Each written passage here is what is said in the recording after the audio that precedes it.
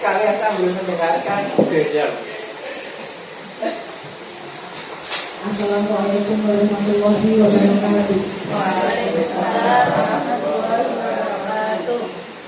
Yang berhormat Bapak Imam Mu'afid selaku CPP Angkatan 11 Kota Pekalongan beserta Bapak Ibu Guru, rekan-rekan SD Negeri Bundaran 4. Dan tak lupa Kepala Sekolah SD Negeri Bundaran 4 Ibu Badena SPG. Pertama-tama marilah kita panjatkan puji dan puji syukur kehadiran Allah SWT dengan rahmat dan hidayahnya sehingga kita bisa berkumpul di sini menghadiri acara ini. Kami ucapkan selamat datang pada Bapak Ibu Guru SD Negeri Bundaran 4 dalam acara diseminasi guru penggerak berbagi praktik baik budaya positif. Berikut kami akan membacakan susunan acaranya. Yang pertama adalah pembukaan, yang kedua kegiatan inti, yang ketiga tanya jawab, yang keempat closing atau kesimpulan, dan yang terakhir penutup.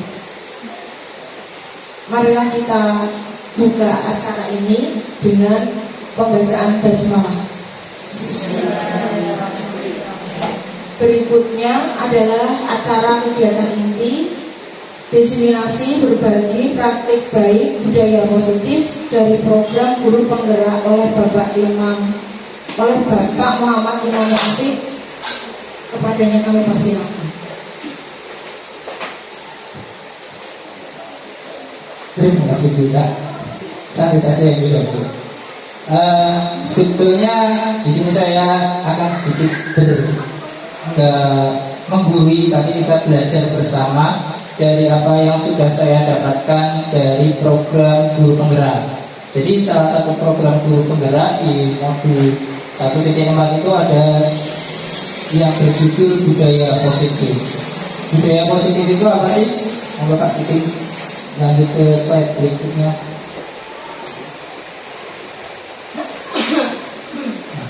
Ini seorang guru yang baik harus memiliki kemampuan dalam mewujudkan budaya positif di sekolah. Budaya positif tersebut dapat dijalankan dengan menerapkan prinsip-prinsip inti seperti disiplin positif, memahami motivasi perilaku manusia, berkaitan dengan hukuman dan penghargaan, posisi kontrol seorang guru, kemudian pembuatan keyakinan sekolah atau kelas, penerapan segitiga restitusi dalam penyelesaian masalah.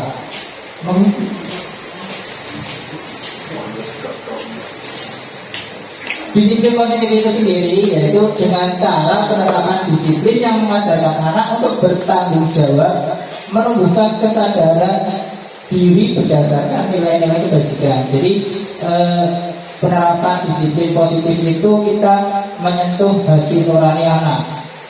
Jadi di sini lebih ke arah disiplin yang dapat mengontrol diri dalam melakukan tindakan. Tujuannya dapat membuat murid untuk memahami dan menyadari berdasarkan motivasi internal, bukan akibat paksaan, ujian atau hukuman. Jadi apa kita di kelas ketika kita membuat kesepakatan kelas itu kita terlebih dahulu sebelumnya tahu apa keinginan murid itu sendiri.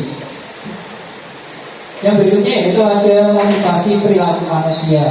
Motivasi perilaku manusia bukan sandang pangan dan papan Bapak Ibu Guru ini, tapi lebih untuk menghindari ketidaknyamanan. Ada anak yang melakukan perbuatan itu karena takut dihukum, itu, atau untuk mendapatkan imbalan atau penghargaan. Ya, kadang kita berangkat pagi buru-buru, itu kita berpikir kita berangkat buru-buru itu karena kewajiban kita atau biar dipuji oleh pimpinan atau kesadaran diri kita sendiri. Dan selanjutnya yaitu yang ketiga, untuk menjadi orang yang mereka inginkan dan menghargai diri sendiri dengan nilai-nilai yang mereka percaya. Jadi inginnya orang lain itu kita seperti itu. Jadi kita hanya menginginkan orang itu lain itu menilai kita seperti apa yang mereka inginkan, bukan dari kesadaran diri kita sendiri. Itu salah satu motivasi perilaku manusia. Yang paling penting yaitu motivasi internal. Tujuannya untuk menjadi orang yang mereka inginkan dan menghargai diri sendiri dengan nilai-nilai yang percaya. Jadi yang paling baik itu ketika kita orang lain itu menginginkan kita seperti apa.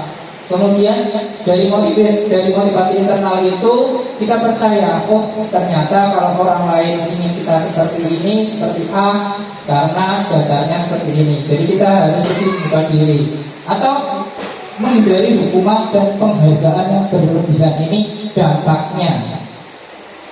Dampak ketika kita menjadi seseorang yang orang lain yang diinginkan itu kadang kita takutnya mendapatkan hukuman atau ketika mendapat penghargaan yang berlebihan itu meminimalisir motivasi eksternal murid.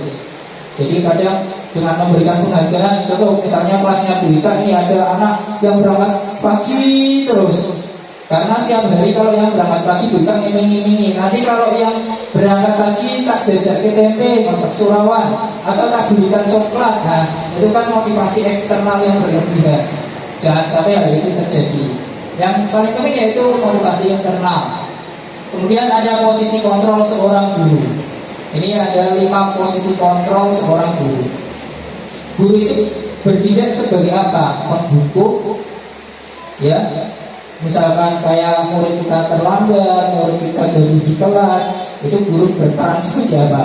Penghukum, membuat rasa bersalah, atau guru bertindak sebagai teman. Ini yang lebih banyak, yang sering.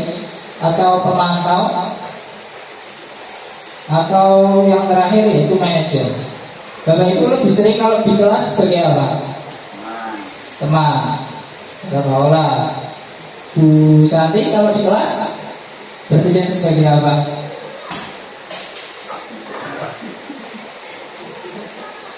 Penghukum, pemantau, manajer. Nah ini kenapa kok manajer? Harusnya guru itu memang sebagai manajer.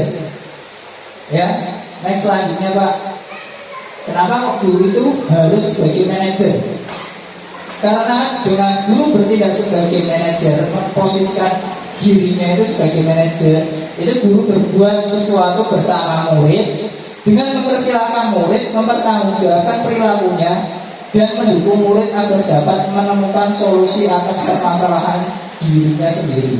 Jadi setiap murid itu kan pasti ada masalah belajarnya, ya, ada permasalahan dengan dirinya sendiri atau dengan temannya. Ketika murid-murid seperti itu, kita bertindak sebagai manajer. Jadi kita tahu, karena kita itu yang istilahnya yang berkuasa di kelas saat kegiatan pembelajaran atau saat pelajaran olahraga. Ini kan berarti guru olahraga yang berkuasa atas anak-anak itu. Jadi guru berposisi sebagai manajer. Posisi manajer ini mengacu pada restitusi yang dapat menjadikan murid sebagai manajer bagi dirinya sendiri, sehingga menciptakan identitas positif atau berhasil pada murid. Tujuannya dengan menjadi manajer ini, seorang guru dapat mengarahkan. Benar Pak G? Pak G? Karena kan guru itu kalau kata Ki Hajar Dewantara apa Pak Jar? Ngarso Suryodio, Matio Mangokarso, Tukuri Handayani. Ya. Kenapa kok sebagai manajer? Karena dengan menjadi seorang manajer kita dapat membuat keyakinan sekolah atau keyakinan kelas atau kelas. Jadi salah satu materi guru penggerak itu ada membuat keyakinan sekolah. Atau kalau di modulnya itu prakarsa perubahan, visi guru penggerak. Jadi setiap guru itu punya visi. Tahun ini saya targetnya apa? Sama kayak mungkin di guru mapel pun sama Pak Terge. Ada, tahun ini saya harus mencetak anak-anak yang berbakat di bidangnya. Jadi kan ketika pembelajaran otomatis Pak Jar juga mulai mencari bibit-bibit unggul di antara 200-an siswa kita. Benar Pak Jar nih? Dengan memantau seperti itu pasti guru akan lebih tahu ya. Dan sebetulnya untuk membuat keyakinan sekolah atau keyakinan kelas itu tidak hanya dibuat oleh seorang guru kelas. Guru mapel pun boleh sebenarnya membuat keyakinan kelasnya. Ketika mereka masuk, misalkan atau pada masuk ketika jam olahraga, anak kok ada yang nggak pakai baju olahraga. Nah, sebelum kegiatan pembelajaran itu biasanya dimulai. Kalau anak yang nggak memakai kaos olahraga, konsekuensinya apa? Itu nanti ada yang namanya restitusi. Ini dengan membuat keyakinan sekolah atau keyakinan kelas, ini guru berperan dalam mewujudkan jalan terbentuknya keyakinan sekolah atau kelas dengan adanya kesepakatan antara guru dan murid. Jadi keyakinan kelas itu dibuat dengan adanya kesepakatan. Dan keyakinan kelas itu tidak menggunakan bahasa yang negatif. Contohnya, dilarang membuang sampah sembarangan. Itu kan kalimat negatif. Dirubah kalau keyakinan kelas itu menggunakan kalimat yang positif. Karena dilarang dirubah, berarti murid menjaga kebersihan kelas. Tuh, keyakinan kelas dibuat dengan bahasa yang positif. Ya, jadi tidak ada berupa kalimat larangan atau dilarang membawa HP. Nah, ketika pembelajaran menggunakan misalkan kelas tinggi, kelas 4, kelas 5, kelas 6, ketika pembelajarannya diminta untuk menggunakan media digital, itu kan kita juga bisa memberikan. Berarti boleh membawa HP ketika asalkan dengan pendampingan guru, atau ketika guru wajib tidak boleh. Itu diberikan keyakinan kelas. Keyakinan sekolah atau keyakinan kelas ini berupa pernyataan universal yang mudah diingat, dipahami, dan harus diterapkan dalam lingkungan sekolah. Jadi sebetulnya setelah membuat tata tertib, kan pasti di setiap kelas ada tata tertib kelasnya. Ya, dari tata tertib itu diubah menjadi sebuah kalimat positif. Ya, kalimat positif itu yang bagaimana? Yaitu tadi tidak menggunakan kalimat larangan. Ya, kadang tidak boleh makan. Sedangkan ketika kita berdiri di depan kelas itu kadang kita haus, benar kan? Kadang kita bawa minum di kelas, atau kadang kita ketika diskusi kelompok itu kan ada anak pindah-pindah tempat duduk, itu sampai minum, nggak boleh nggak? Tentunya kan saat jam olahraga pun juga diperbolehkan ketika minum, boleh nggak? Sedangkan kondisinya misalkan kalau nggak minum anak dehidrasi atau seperti apa, itu kan kita yang harus kita hindari.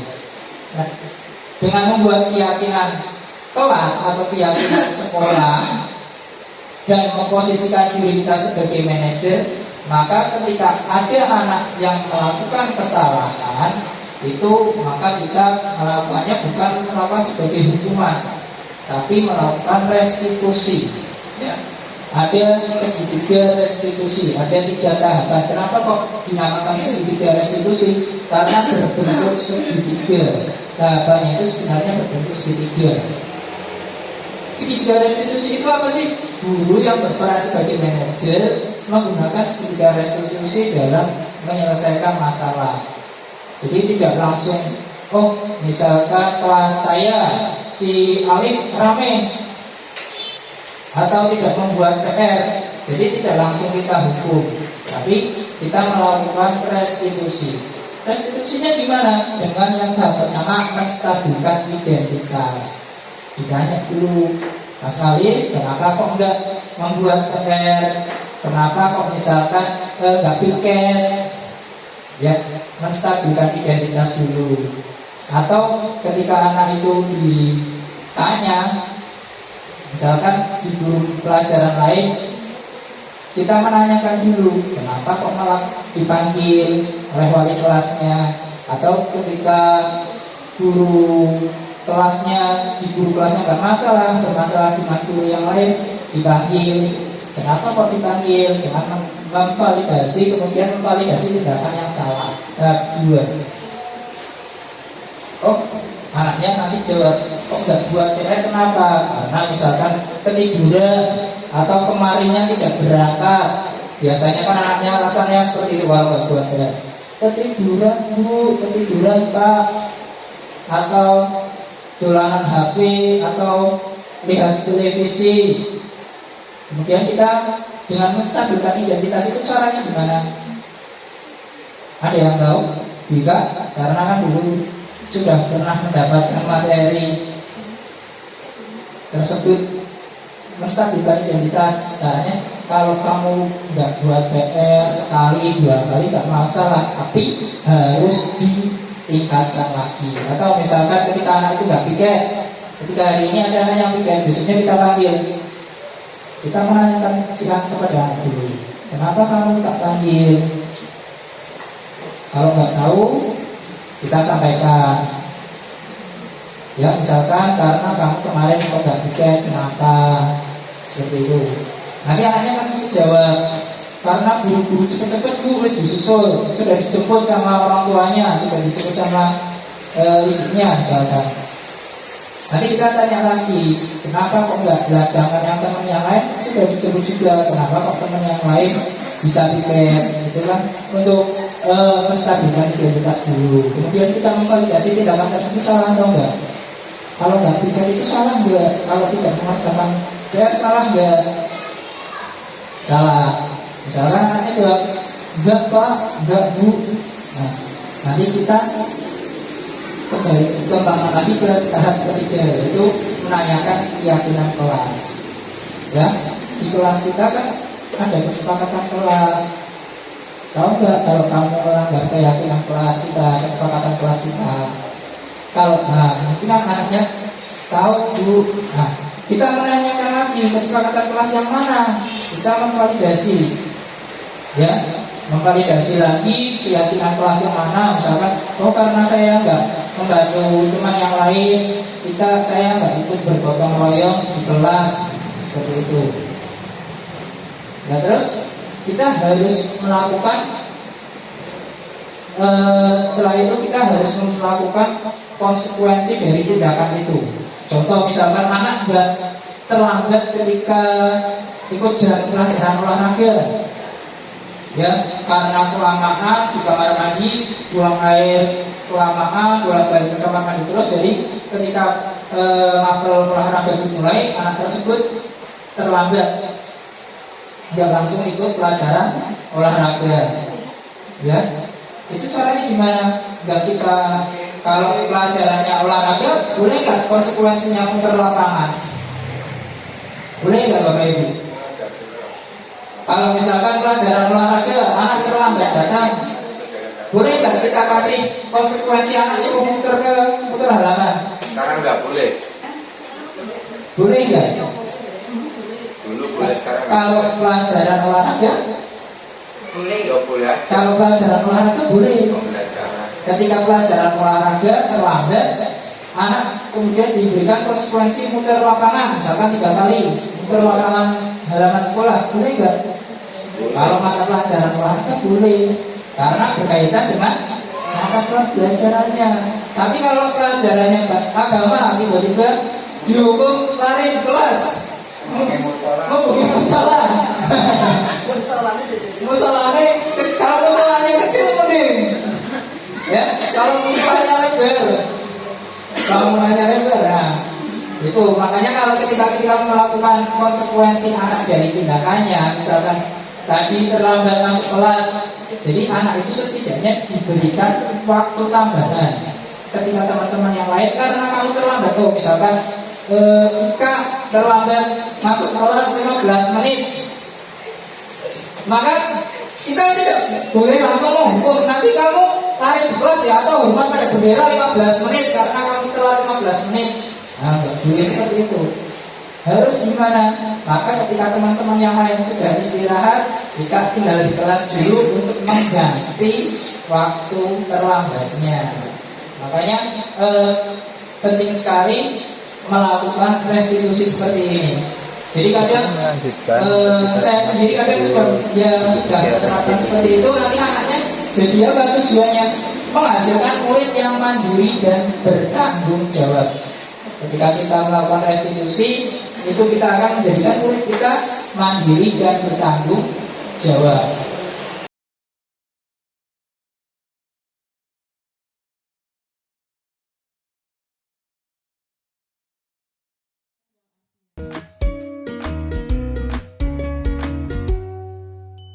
Salam dan bahagia Ibu dan Bapak guru hebat.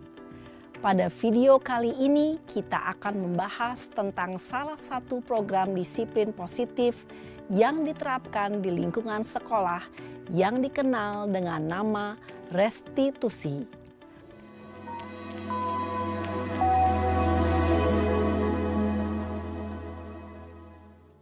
Restitusi dikembangkan oleh pakar pendidikan Diane Gosson, berlandaskan pada teori kontrol Dr. William Glasser. Segitiga restitusi adalah suatu proses dialog yang dijalankan oleh guru atau orang tua agar dapat menghasilkan murid yang mandiri dan bertanggung jawab. Pada saat guru di posisi manajer, aspek yang dikembangkan pada murid adalah motivasi intrinsik, sehingga penanaman nilai-nilai kebajikan dapat tumbuh dan berkembang menjadi suatu kebiasaan positif yang akhirnya membentuk karakter murid. Proses dialog ini terdiri dari 3 langkah yang digambarkan pada ketiga sisi pada segitiga restitusi. Sisi pertama adalah menstabilkan identitas. Sisi yang kedua adalah validasi tindakan yang salah. Dan sisi yang ketiga adalah menanyakan keyakinan. Ibu dan Bapak guru, berikut ini akan ditunjukkan bagaimana seorang guru berada dalam posisi manajer menggunakan penerapan segitiga restitusi.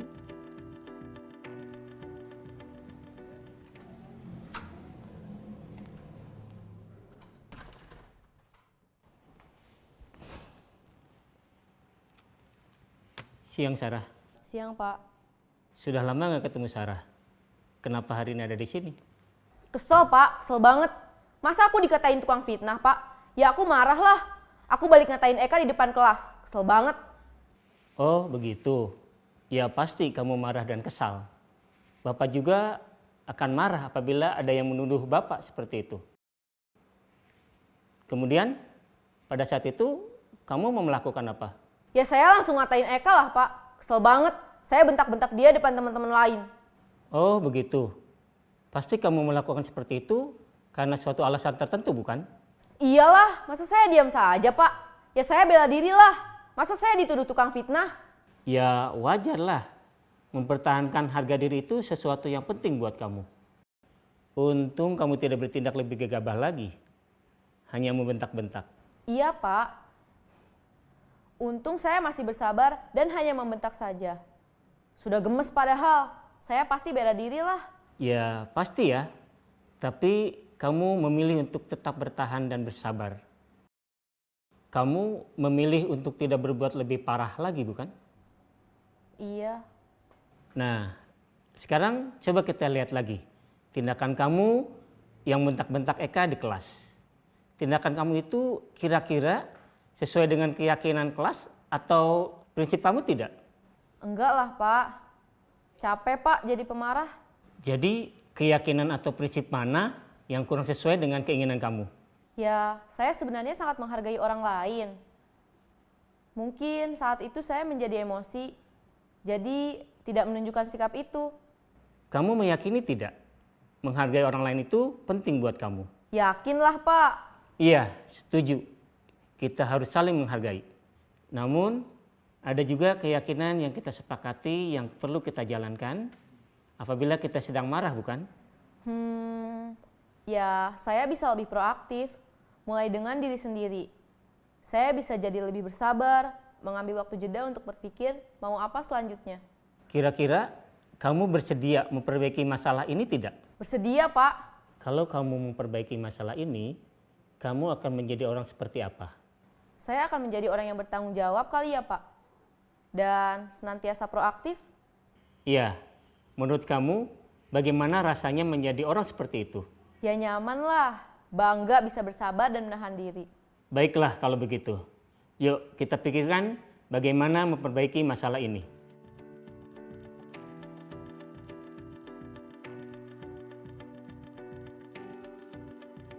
Ibu dan Bapak guru hebat, baru saja kita menyaksikan contoh bagaimana seorang guru berada dalam posisi manajer menggunakan penerapan segitiga restitusi.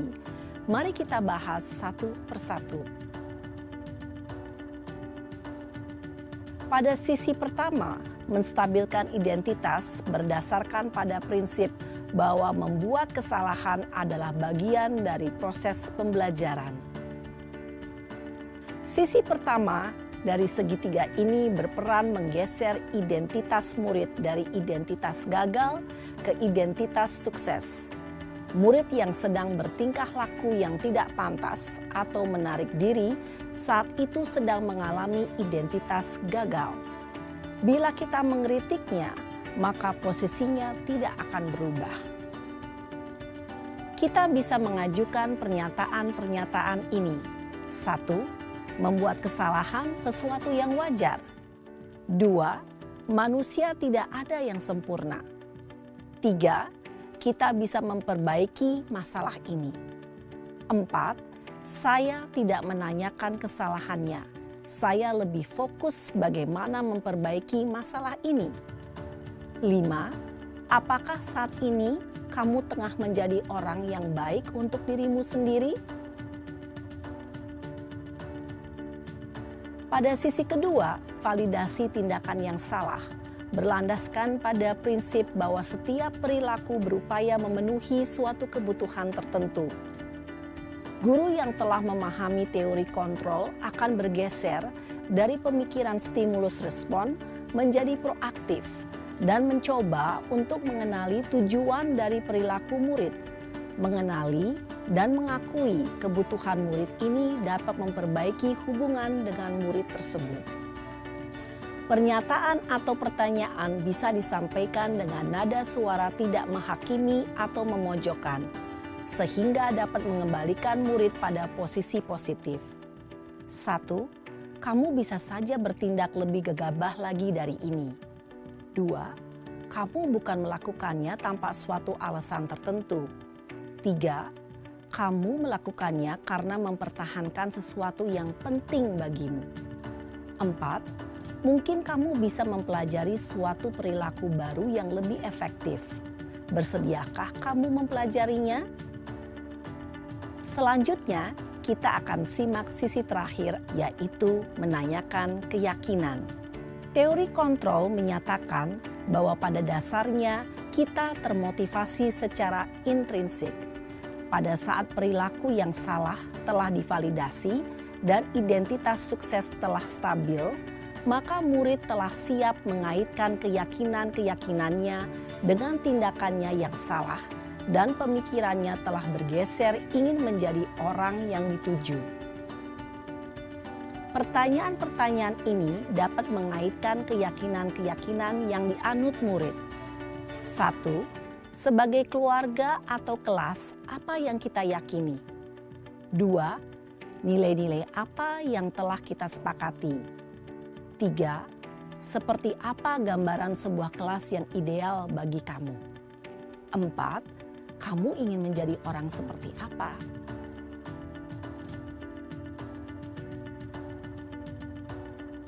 Dalam menerapkan segitiga restitusi, perlu diperhatikan beberapa hal, yaitu 1. Perilaku yang salah perlu dikaitkan dengan nilai-nilai atau keyakinan-keyakinan yang telah disepakati atau dituju. 2. Kesediaan orang yang melakukan kesalahan untuk memperbaiki masalah.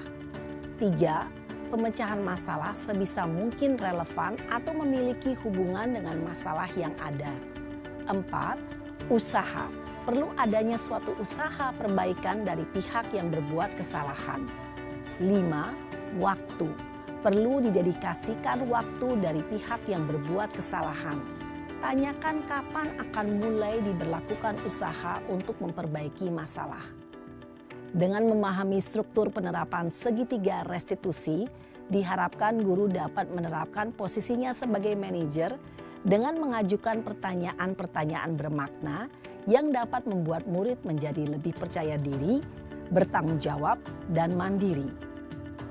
Nah, ibu bapak guru perlu tidaknya mengikuti ketiga tahapan dalam segitiga restitusi bergantung pada ringan beratnya suatu permasalahan. Misalnya, bila permasalahan tersebut ringan, maka tidak perlu dijalankan secara berurutan. Bahkan bisa semudah menanyakan apa keyakinan yang kita sepakati. Dengan menjalankan segitiga restitusi, dengan mengajukan pertanyaan-pertanyaan bermakna, diharapkan murid menjadi lebih kuat secara pribadi, dapat membuka wawasan murid agar dapat menyelesaikan permasalahannya sendiri, semakin percaya diri, mandiri, dan merdeka. Salam dan bahagia, ibu bapak guru hebat.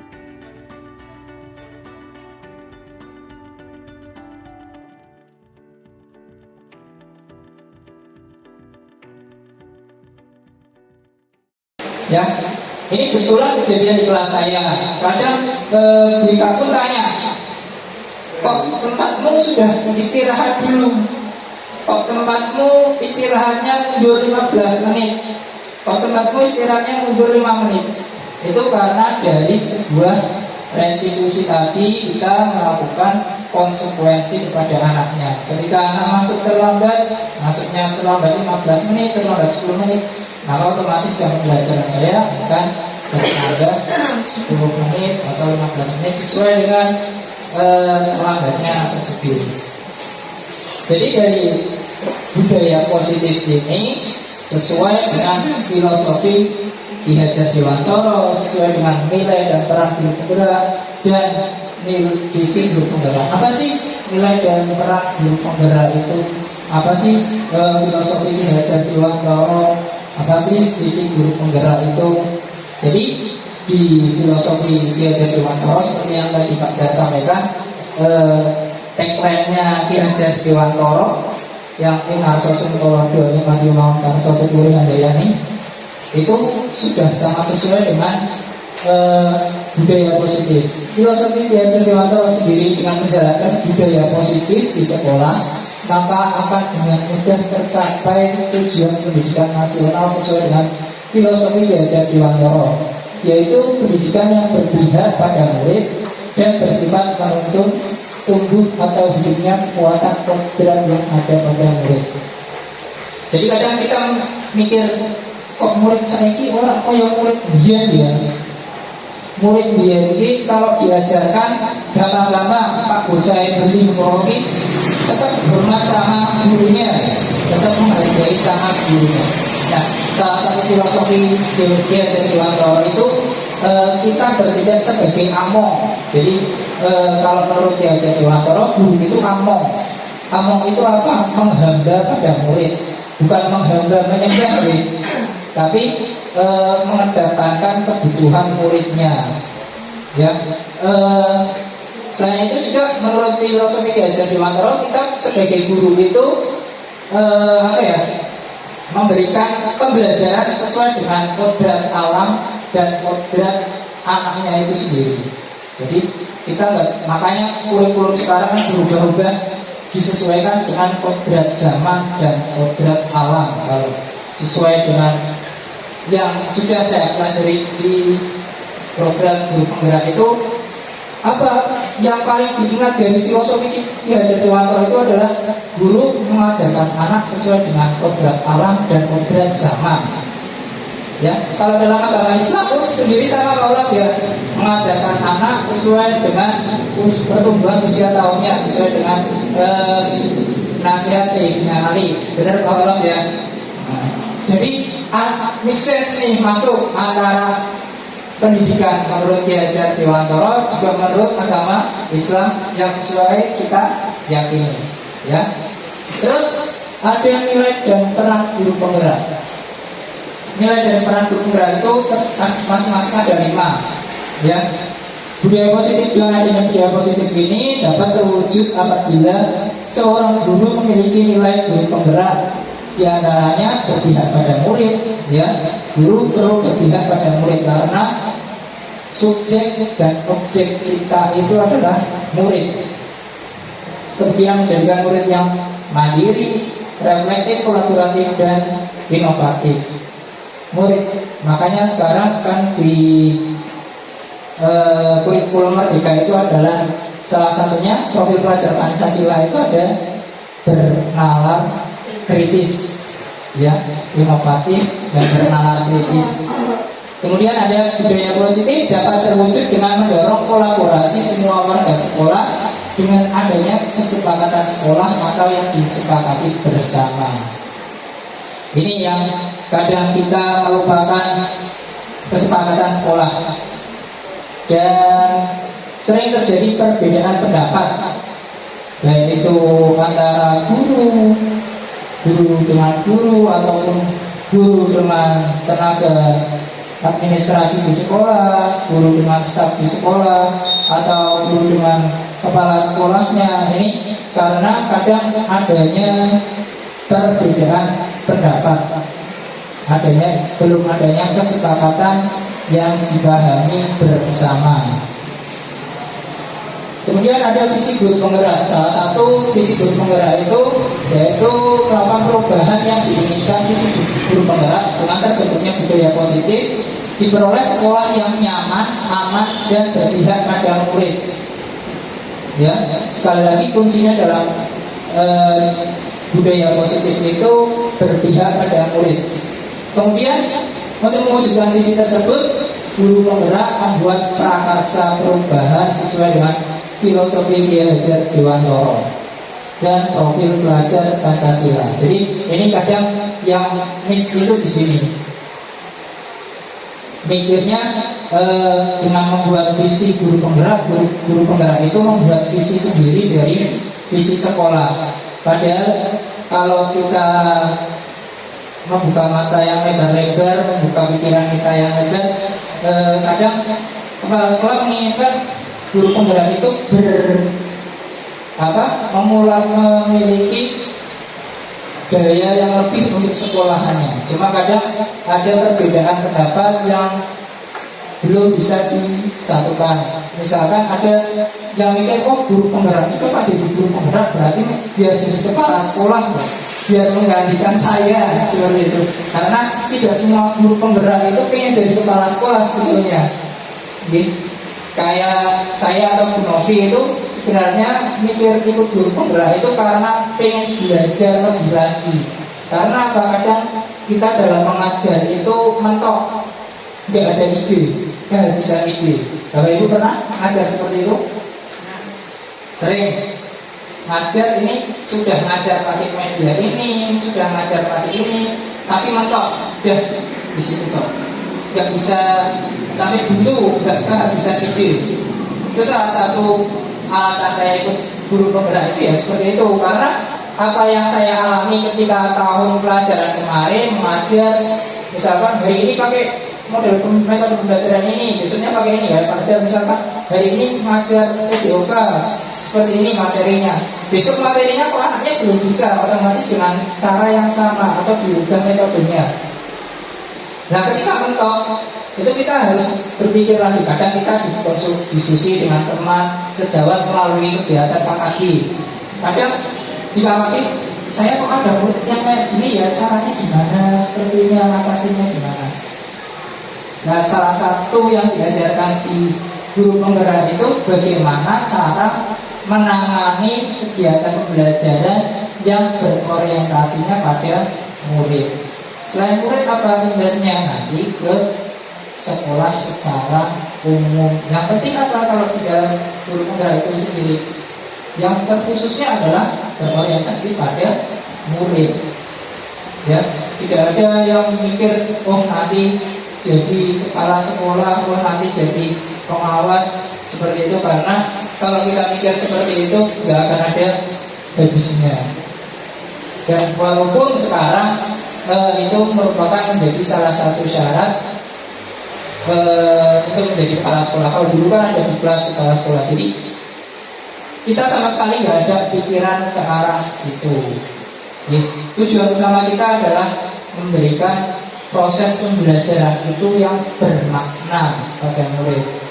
Kalau kita masuk kelas, kita sudah dinantikan murid, Bu Rosi kok orang masuk kelas ya, Bu Hari nggak masuk kelas ya, Pak Apalah nggak masuk kelas ya. Apalagi pelajaran olahraga yang selalu ditunggu anak-anak. Ya, sangat bermakna sekali. Benar. Karena mesti yang mana yang ditunggu apa? Pelajaran olahraga, hiburan, benar. Ketika di luar bebas. Atau saya sendiri dulu kadang ketika pelajaran agama itu senang, enjoy. Karena apa? Kita menikmati, berarti kan kita mendapatkan pengalaman yang bermakna. Karena dari gurunya ngajarnya enak, itu kan memberikan pengalaman yang berharga. Nextnya begitu. Ya, terima kasih, itu saja yang dapat saya bagikan, sharing pengalamannya. Nanti kalau misalkan ada pertanyaan, saya kembalikan ke moderator. Terima kasih Pak Imam atas pencerahannya. Kami jadi banyak ilmu dari seri-seri Pak Imam. Kemudian acara berikutnya adalah tanya jawab. Kebetulan saya sendiri yang akan bertanya nomor 1. Ya, silakan. Anak cerdas. Iya, pertanyaannya adalah perubahan apa yang terjadi jika kita lakukan setelah menciptakan budaya positif di kelas? Mohon pencerahannya. Perubahan yang terjadi ketika setelah menciptakan budaya positif. Oh iya. Setelah menciptakan budaya positif, perubahannya apa sih? Ya. Salah satu sebelum membuat budaya positif itu tadi membuat keyakinan kelas atau kesepakatan kelas. Salah satu kesepakatan kelas saya itu adalah ketika jam olahraga selesai, karena kebetulan jam olahraga berikutnya mata pelajaran PAI. Itu jadi anak ketika pelajaran olahraga selesai, jadi anak biar tidak nanti misalkan masuk kelas sumuk, gerak atau apa kurang fokus. Jadi salah satu kesepakatan di kelas saya yaitu ketika pelajaran olahraga selesai, anak berganti baju lagi ke seragam hari itu. Karena olahraganya hari Selasa, maka anak berganti baju merah putih. Ketika anak itu tidak membawa seragam, ya, maka anak itu karena sudah dilakukan kesepakatan kelas, maka anak itu akan dengan sadar maju ke gurunya, ya. Kebetulan karena setelah hari Selasa PJOK itu pelajarannya PAI, anak itu akan maju ke Bu Naila, ya, Bu, saya nggak bawa baju seragam merah putih, ya. Itu salah satu bentuk budaya positifnya. Anak akan dengan mandiri mengakui kesalahannya kalau dia berbuat salah. Itu yang pertama, budaya positif yang pertama di kelas saya. Yang berikutnya apa? Kesepakatan di sekolah kita kalau anak-anak jajan tidak boleh keluar pagar. Ini baru beneran kejadian hari Rabu kemarin. Jadi ada 5 anak laki-laki kelas saya itu yang jajan keluar pagar. Ketika jam istirahat selesai jam 9:30, anak-anak masuk lagi. Masuk kelas, 5 anak itu berkumpul di depan meja saya. Pak, kita mau mengakui kesalahan. Kesalahan apa? Kenapa kamu melakukan kesalahan itu? Itu Pak, kita keluar pagar. Nah, kenapa kok keluar pagar? Ya kan nggak boleh Pak, di sekolah kita keluar pagar. Berarti anak itu sudah sadar akan kesepakatan sekolah kita, ya. Karena mau jajan mie ayam tempatnya ibunya Husen, rame Pak, laris, banyak yang ngumpul di depan pagarnya Pak. Jadinya kita yang di belakang orang sabar kalau kehabisan. Akhirnya 5 anak itu keluar pagar, beli. Nah, terus katanya lagi, ketika kamu beli itu kamu kan itu yang masih jualin teman-temanmu. Nah, kamu ngambil sendiri atau diambilin sama ibunya Husen? Ya diambilin Pak. Nah, berarti anak itu secara sadar ketika kita menerapkan kesepakatan sekolah yang sudah jelas ya di sekolah kita, anak jajan nggak boleh keluar pagar. Itu salah satu bentuk budaya positifnya, dampaknya di kelas 5B itu beda. Jadi anak secara mandiri, secara sadar menyadari akan kesalahannya. Jadi, monggo bagi yang lain. Pertanyaan berikutnya dari Ibu Ari. Terima kasih atas waktu yang diberikan. Saya mau bertanya nih Pak, tadi setelah mendengar penjelasan dari Pak Imam, terutama yang segitiga restitusi ya, itu kan pertama, yang kedua, tahap kedua memvalidasi kesalahan anak, gitu kan, menyadari bahwa yang anak lakukan itu salah dan menyadari konsekuensinya itu apa. Nah, bahasa sekarang kan konsekuensi gitu Pak. Nah, saya mau bertanya, setelah Pak Imam itu melakukan menjalani pelatihan guru menggerak, itu menurut Pak Imam sendiri apa perbedaan hukuman dan konsekuensi?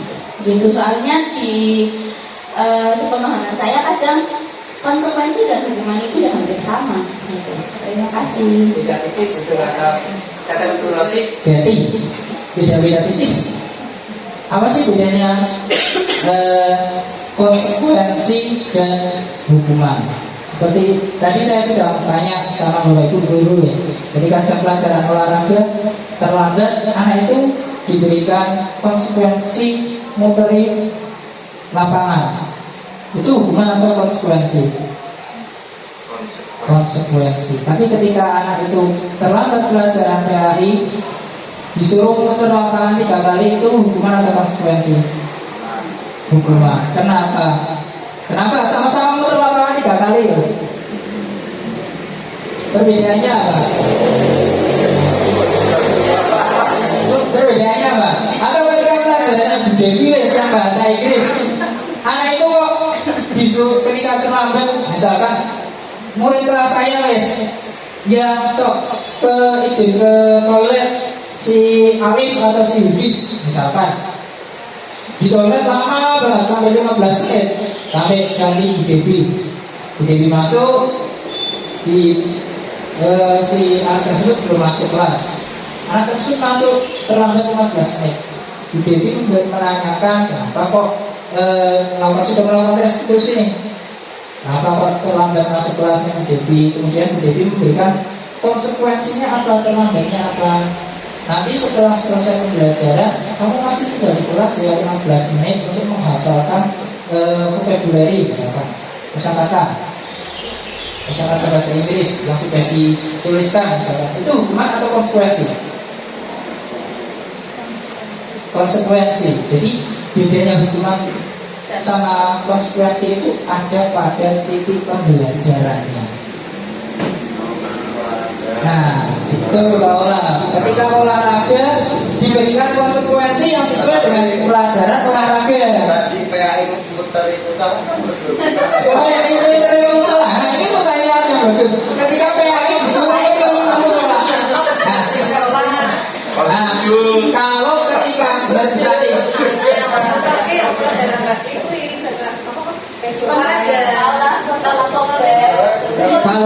kalau disuruh muteri musola ketika sekolah kita yang seluas ini, berarti muternya dari sini ke Jalan Singkarang, nanti muter lagi ya?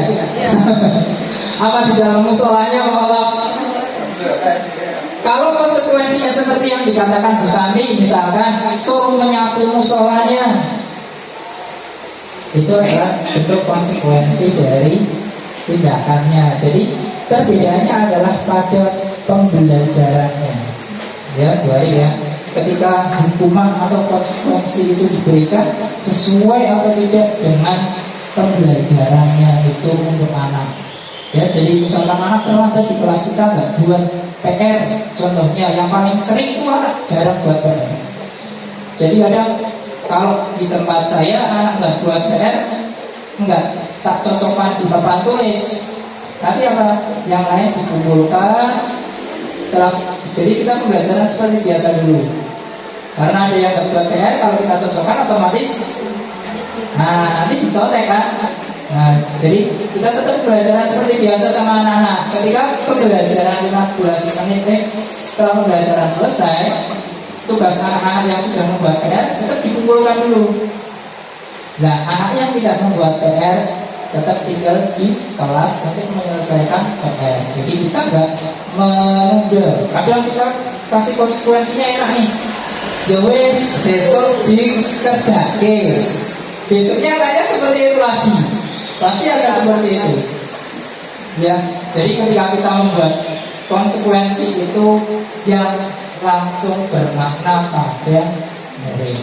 Itu salah satu perbedaan hukuman dan konsekuensi. Terima kasih Pak. Tanya lagi. Ya, halo. Asik ya. Lagi nggak pengalaman. Terima kasih. Saya berterima kasih kepada narasumber yang telah memberikan pencerahan kaitannya guru tergerak, bergerak dan menggerakkan. Itu biasa saya lakukan setiap hari. Karena berkaitan dengan fisik. Yang ingin saya tanyakan budaya positif. Saya nanti bisa membedakan antara muridnya 5A dan 5B, antara guru CGP dan 3. Menurut saya ya. Calon. Kaitan budaya positif yang diterapkan pada anak itu bentuknya apa? Dicapai dalam berapa waktu? Dalam artian yang namanya budaya kan sebuah kebiasaan positif yang terus menerus, yang akhirnya menghasilkan sebuah perilaku yang diinginkan, yang sesuai dengan keyakinan kelas atau sekolah. Yang ingin saya tanyakan, bisakah tercipta budaya positif dalam waktu 1 semester atau 2 semester? Saya tidak yakin hal ini tercipta 1 bulan, 2 bulan, karena ini menyangkut sebuah budaya kebiasaan yang terus-menerus diterapkan kepada anak. Mohon pencerahannya itu bisa diterapkan dalam jangka waktu berapa lama? Terima kasih.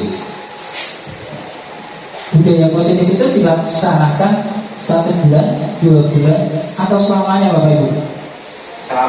Selamanya. Caranya gimana? Dengan melakukan sebuah kebiasaan. Kebiasaan yang saya lakukan, yang sekolah kita sudah lakukan. Yang pertama yaitu salah satunya tadi dilarang jajan di luar pagar. Itu sudah kita lakukan berapa lama? Sejak pembelajaran setelah pandemi. Betul ya? Setelah masuk, berarti artinya kurang lebih hampir 3 tahun, 3 atau 4 tahun. Itu berjalan setiap hari. Jadi ketika budaya positif itu dilaksanakan setiap hari, ya, maka itu akan membekas di pikiran anak. Seperti yang saya katakan tadi, ketika kesepakatan sekolah kita sudah baik dan membekas di pikiran anak, maka anak itu dengan sadar diri, seperti yang saya contohkan tadi, anak kelas 5B yang maju ke tempat saya menyadari kalau salah. Itu yang pertama. Terus apalagi yang sudah saya lakukan di kelas saya, yang tahun kemarin itu saya selalu kalau mengabari di grup itu, pasti orang tua ketika berkonsultasi dengan gurunya menanyakan anak, Pak, anakku di sekolah gimana? Enggak ngambil rapor, enggak ketika jemput anak, pasti kadang orang tua tanya, Pak, anakku gimana di sekolah? Nek pelajaran ngantuk atau enggak? Bisa ngikutin atau enggak? Itu yang pasti ditanyakan orang tua. Tapi orang tua enggak menanyakan, Pak, anakku di sekolah itu sama gurunya gimana? Sama teman-temannya gimana? Yang saya katakan apa? Untuk kegiatan, kebetulan kurikulum Merdeka itu sangat fleksibel saya katakan. Karena dengan adanya pembelajaran berdiferensiasi, guru jadi lebih enak. Seperti yang pernah Bukas katakan, kalau nggak salah ya, ketika Pak Kolam takut dengan kelasnya Bukas Turah yang seperti itu, dengan anak inklusi, caranya gimana? Nah, Bukas mengatakan, yang penting jangan ngajar sesuai dengan CP-nya. Ketika ada anak inklusi, nanti CP-nya yang disesuaikan dengan kondisi anak tersebut. Dan pertanyaan Pak Jan, ketika budaya positif itu diterapkan berapa lama? Jawabannya, guru kelas harus berkolaborasi dengan orang tua murid untuk selalu membiasakan budaya positif itu tidak hanya di sekolah saja, tidak hanya di kelas saja, tapi juga di rumah. Yang saya ajarkan dulu ketika murid kelas 6 sekarang apa? Untuk selalu membantu orang tuanya. Ya, ketika anak itu di rumah saya selalu pesannya di grup itu mohon untuk putra putri untuk selalu diajarkan kewajiban di rumah, entah itu menyapu, entah itu membantu orang tua mencuci piring. Itu adalah salah satu contoh budaya positif di rumah yang bisa diterapkan. Tujuannya apa? Satu, untuk kebersihan anak. Benar Pak Jan? Ketika orang tua pasti senang kalau ada anaknya yang tiba-tiba bantu nyuci piring. Ya, itu kebetulan sudah saya terapkan di kelas 5B tahun kemarin. Dan seingat saya itu tiba-tiba ada wali murid yang WA saya, chatting saya habis isya mengirimkan video putrinya lagi biasanya kalau habis maghrib disuruh ngaji sama orang tuanya. Jadi ketika saya ngomong di kelas itu selalu berpesan untuk membantu orang tuanya di rumah. Jadi pikiran anak di sini yang beragama Islam ya tentu habis maghrib ngaji seperti itu. Itu saya dikirim video anak perempuan yang sekarang sudah kelas 6B habis maghrib ngaji tanpa disuruh orang tuanya. Pak, terima kasih. Tiba-tiba hari ini si A di rumah langsung ngaji setiap habis maghrib. Semoga anaknya selalu seperti itu. Nah, itu adalah bentuk budaya positif ketika kita di kelas menyampaikan seperti itu berulang-ulang seperti yang disampaikan Bu Partina, Pak Budi ketika jam istirahat untuk jangan keluar pagar seperti itu adalah akan selalu melekat di pikiran anak seperti itu Pak. Dengan kita setiap hari diulang-ulang, maka tentu anak akan lebih terbiasa. Benar Pak ya? Pembiasaan ya, benar. Budaya positif itu dilakukan dengan proses pembiasaan. Terima kasih Pak Jan.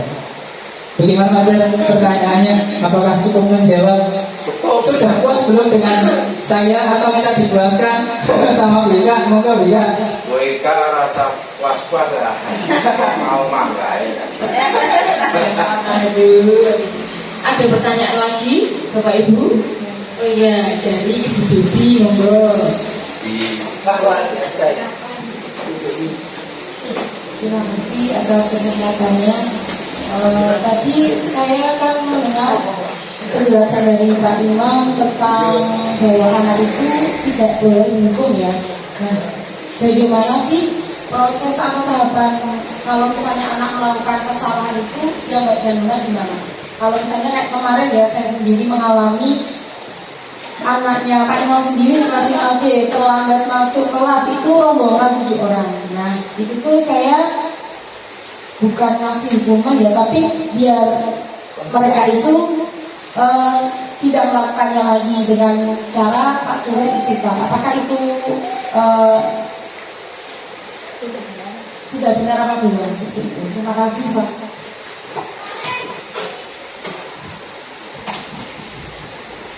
Pelajaran bahasa Inggris anaknya disuruh istighfar, kira-kira bermakna bagi muridnya apa enggak? Bermakna, betul kan? Bermakna enggak? Bermakna. Tapi kan melancang. Tapi istighfar bermakna enggak? Tujuannya apa? Nah, mengajarkan. Bermakna semuanya, tapi kan kayak misalkan betul-betul lapangan pun aslinya bermakna, cuman kan menyimpang, jadi kayak anak-anak salah gitu kok. Ya, makanya ketika Bu Arita ditanya perbedaan hukuman dan konsekuensi itu apa? Ketika kita memberikan konsekuensi pada anak, itu ada makna untuk anak tersebut atau tidak, dan melenceng dari pembelajaran kita atau enggak yang kita berikan. Nah, ketika pelajaran bahasa Inggris diberikan disuruh istighfar, boleh enggak? Boleh. saya katakan boleh. Itu hukuman atau konsekuensi? Konsekuensi. Kenapa? Kan pelajarannya bahasa Inggris, Pak. Tapi anaknya disuruh istighfar. Harusnya pelajaran agama, Pak, bukan bahasa Inggris. Kalau bahasa Inggris, setidaknya anaknya disuruh hafalan kosakata, seperti itu. Tapi menurut saya, ini menurut saya ya, koreksi barangkali kalau ada pendapat lain atau pendapat saya kurang tepat. Kalau menurut saya sendiri itu sudah benar yang dilakukan oleh Bu Devi. Karena tujuannya dengan membaca istighfar, maksudnya Bu Devi itu adalah menyadarkan anak bahwa hal yang dilakukannya itu salah dan tidak diulangi lagi. Betul ya Bu Devi ya? Tujuannya itu seperti itu. Saya yakin setiap guru ketika memberikan konsekuensi itu pasti ada tujuannya. Nah, ketika tujuannya itu dijabarkan, itu bermakna bagi muridnya atau enggak? Itu. Yang paling rawan sekarang itu adalah ketika guru memberikan konsekuensi tapi mendapatkan penilaian yang lain, ya, dinilai dari perspektif lain. Kalau bahasanya Bu Devi yang S2, ya, bahasa Inggris kok disuruh istighfar. Nah, ketika orang itu melihatnya dari kaca orang lain, itu akan menilai kita salah. Maka perlu adanya penjabaran dari maksudnya itu apa sih. Kadang kita yang bertatap muka aja sering terjadi yang namanya miskonsepsi, salah paham. Ya, bahasa kerennya miskonsepsi. Kalau saya setahunya Miss Universe. Ya, Muse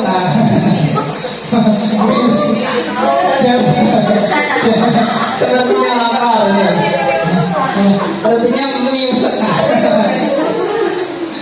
Ya, jadi ketika kita memberikan konsekuensi itu yang penting bermakna pada murid. Dan prosesnya gimana? Coba tadi sudah. Nah ini dalam segitiga restitusi itu ada segitiga. Coba kita bertanya pada diri sendiri.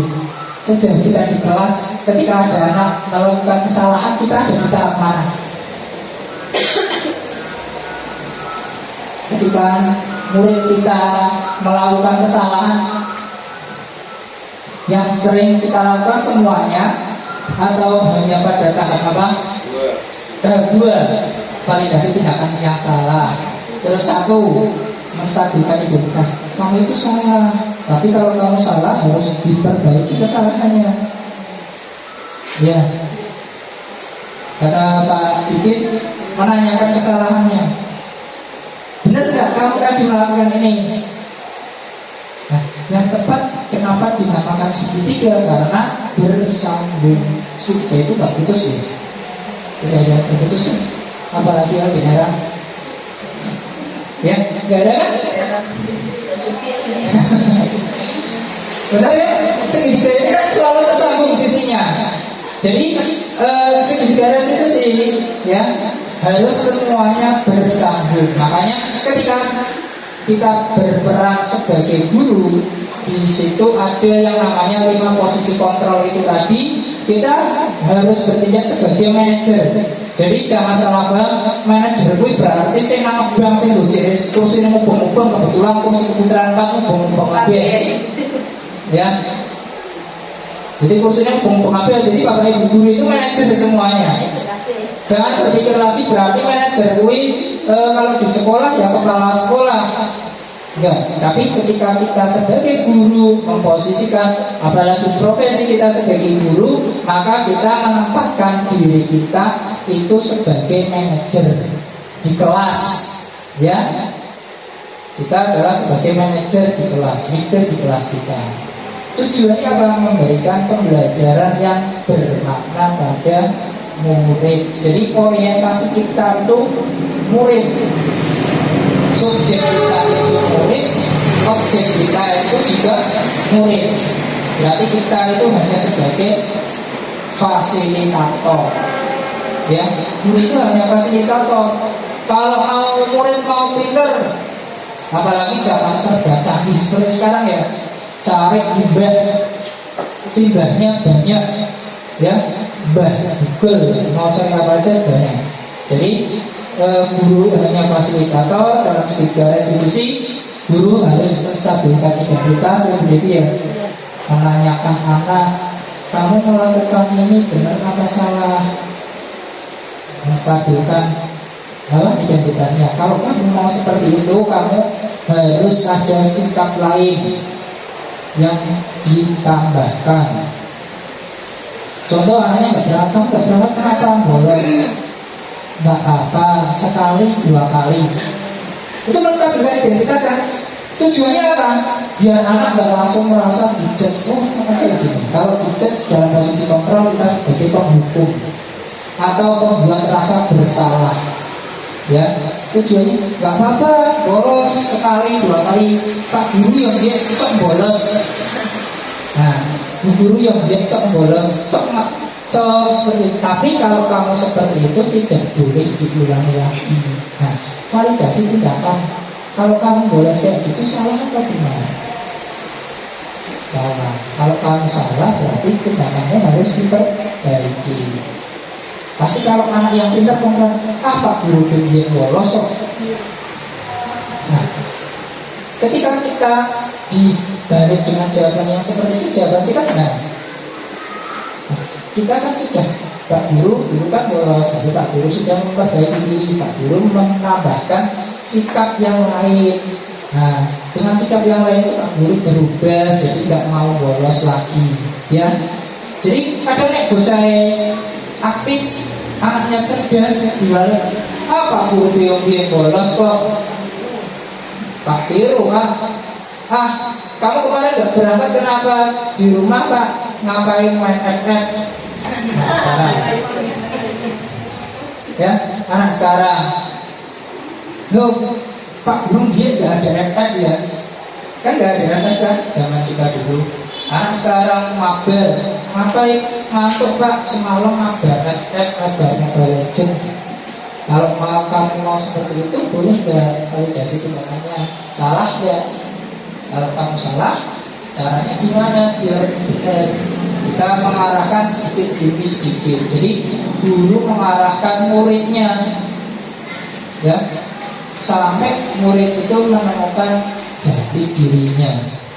Jadi tujuan guru itu bukan hanya data, menyampaikan pembelajarannya, menyampaikan CV-nya, tapi itu alasan saya mungkin Bapak Ibu guru melihat saya kok Pak Imaki jarang turun di kelas, atau waktu zaman di kelas 3 jarang keluar kelas. Kenapa? Karena saya lebih suka ketika di kelas itu, atau Bu Santi yang sering kadang seperti itu tetap di kelasnya, atau Bukas ya kadang ketika jam istirahat masih tetap di kelas. Nah, karena kan Bukas ngajarnya kelas rendah, jadi tahu karakteristik anaknya. Ya, dengan kita seperti itu di kelas, kita tahu si anak itu kurang perhatian dari orang tuanya, jadinya melakukan tindakan seperti itu. Si anak itu kok dikandani agak susah atau berontak, kenapa? Jadi kita sebagai guru, sebagai manajer di kelas menyentuh hal-hal yang menjadi hati nurani murid. Tujuannya seperti itu. Maka dilakukan segitiga restitusi. Itu begini. Cukup? Terima kasih. Ada yang lain? Kita kembalikan ke moderator. Iya, terima kasih Bapak Ibu semua. Tidak terasa kita sudah sampai di penghujung acara. Semoga penyampaian dari Bapak Imam Ma'ruf ini memberikan manfaat bagi kita semua, bagaimana kita menghadapi anak-anak agar kedepannya lebih baik lagi. Dan saya minta maaf apabila ada kesalahan. Sekian dari saya. Wassalamualaikum warahmatullahi wabarakatuh. Kita tutup dengan bacaan hamdalah.